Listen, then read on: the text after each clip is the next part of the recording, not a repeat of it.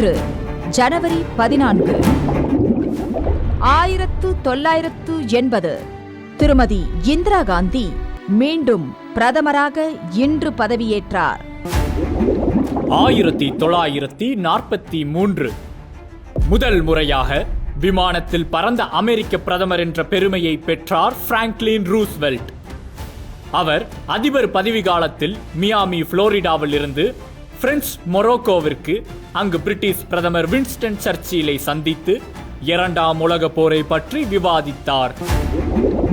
1969 மெட்ராஸ் மாகாணம் என்ற பெயரை மாற்றி தமிழ்நாடு என்று அறிவித்தார் பேரறிஞர் அண்ணா அவர்கள். தமிழ்நாடு என்ற பெயர் மாற்றம் என்பது கூட பொருத்தமற்றது. பெயர் பெற்றிருப்பது, மாற்றப்பட்ட பெயரை நாம் திரும்ப பெற்றிருக்கின்றோம்.